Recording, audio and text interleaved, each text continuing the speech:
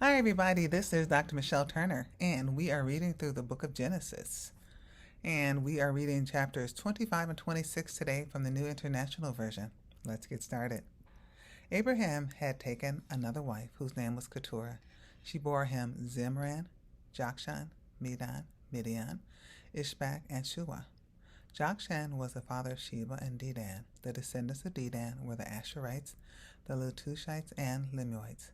The sons of Midian were Ephah, Epher, Hanok, Abida, and Eldah. All these were descendants of Keturah.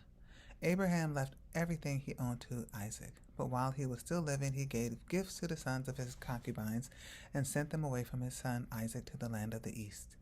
Abraham lived 175 years. Then Abraham breathed his last and died at a good old age, an old man and full of years, and he was gathered to his people. His sons Isaac and Ishmael buried him in the cave of Machpelah near Mamre, in the field of Ephron, son of Zohar the Hittite, the field Abraham had bought from the Hittites. There Abraham was buried with his wife Sarah.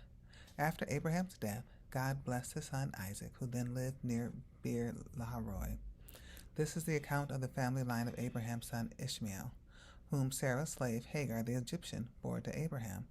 These are the names of the sons of Ishmael, listed in the order of their birth. Nebohath, the firstborn of Ishmael, Kedar, Adbel, Mibsam, Misham, Duma, Massa, Hadad, Tema, Jetur, Naphish, and Kedemah. These were the sons of Ishmael, and these are the names of the 12 tribal rulers according to their settlements and camps. Ishmael lived 137 years. He breathed his last and died, and he was gathered to his people. His descendants settled in the area from Havilah to Shur, near the eastern border of Egypt, as you go toward Ashur, and they lived in hostility toward all the tribes related to them. This is the account of the family line of Abraham's son Isaac. Abraham became the father of Isaac, and Isaac was 40 years old when he married Rebekah, daughter of Bethuel, the Aramean from Padan Aram, and sister of Laban the Aramean.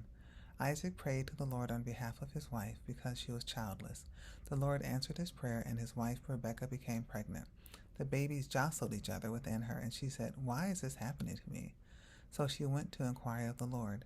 The Lord said to her, "Two nations are in your womb, and two peoples from within you will be separated. One people will be stronger than the other, and the older will serve the younger."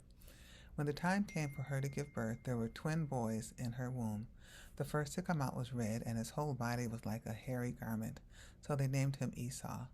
After this, his brother came out, with his hand grasping Esau's heel, so he was named Jacob. Isaac was 60 years old when Rebekah gave birth to them. The boys grew up, and Esau became a skillful hunter, a man of the open country, while Jacob was content to stay at home among the tents. Isaac, who had a taste for wild game, loved Esau, but Rebekah loved Jacob. Once when Jacob was cooking some stew, Esau came in from the open country, famished. He said to Jacob, "Quick, let me have some of that red stew. I'm famished." That is why he was also called Edom. Jacob replied, "First, sell me your birthright." "Look, I'm about to die," Esau said. "What good is the birthright to me?" But Jacob said, "Swear to me first." So he swore an oath to him, selling his birthright to Jacob. Then Jacob gave Esau some bread and some lentil stew. He ate and drank, and then got up and left. So Esau despised his birthright. Chapter 26. Now there was the famine in the land, besides the previous famine in Abraham's time, and Isaac went to Abimelech, king of the Philistines, in Gerar. The Lord appeared to Isaac and said, "Do not go down to Egypt. Live in the land where I tell you to live. Stay in this land for a while, and I will be with you and will bless you. For to you and your descendants I will give all these lands, and will confirm the oath I swore to your father Abraham.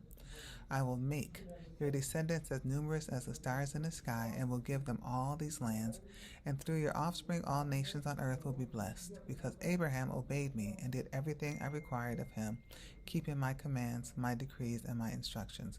So Isaac stayed in Gerar. When the men of that place asked him about his wife, he said, "She is my sister," because he was afraid to say, "She is my wife." He thought, "The men of this place might kill me on account of Rebekah, because she is beautiful." When Isaac had been there a long time, Abimelech, king of the Philistines, looked down from a window and saw Isaac caressing his wife, Rebekah. So Abimelech summoned Isaac and said, "She is really your wife. Why did you say she's my sister?" Isaac answered him, "Because I thought I might lose my life on account of her." Then Abimelech said, "What is this you have done to us? One of the men might well have slept with your wife, and you would have brought guilt upon us." So Abimelech gave orders to all the people, "Anyone who harms this man or his wife shall surely be put to death." Isaac planted crops in that land, and the same year reaped 100-fold, because the Lord blessed him. The man became rich, and his wealth continued to grow until he became very wealthy. He had so many flocks and herds and servants that the Philistines envied him. So all the wells that his father's servants had dug in the time of his father Abraham, the Philistines stopped up, filling them with earth. Then Abimelech said to Isaac, "Move away from us, you have become too powerful for us." So Isaac moved away from there and encamped in the valley of Gerar, where he settled. Isaac reopened the wells that had been dug in the time of his father Abraham, which the Philistines had stopped up after Abraham died, and he gave them the same names his father had given them.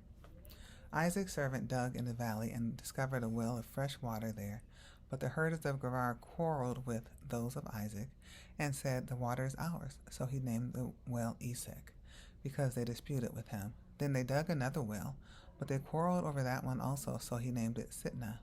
He moved on from there and dug another well, and no one quarreled over it. He named it Rehoboth, saying, "Now the Lord has given us room, and we will flourish in the land." From there he went up to Beersheba. That night the Lord appeared to him and said, "I am the God of your father Abraham. Do not be afraid, for I am with you. I will bless you, and I will increase the number of your descendants for the sake of my servant Abraham." Isaac built an altar there and called on the name of the Lord. There he pitched his tent, and there his servants dug a well. Meanwhile, Abimelech had come to him from Gerar with Ahuzzath, his personal adviser, and Phicol, the commander of his forces. Isaac asked them, "Why have you come to me, since you were hostile to me and sent me away?" They answered, "We saw clearly that the Lord was with you, so we said there ought to be a sworn agreement between us and you. Let us make a treaty with you, that you will do us no harm, just as we did not harm you, but always treated you well and sent you away peacefully. And now you are blessed by the Lord." Isaac then made a feast for them, and they ate and drank. Early the next morning the men swore an oath to each other. Then Isaac sent them on their way, and they went away peacefully. That day Isaac's servants came and told him about the well they had dug. They said, "We found water. We call it Sheba, and to this day the name of the town has been Beersheba." When Esau was 40 years old, he married Judith, daughter of Beri the Hittite, and also Basemeth, daughter of Elon the Hittite. They were a source of grief to Isaac and Rebekah. And that concludes the reading for today, which was chapters 25 and 26 from the book of Genesis. So God bless you, and may the Lord add a blessing to the reading of his word.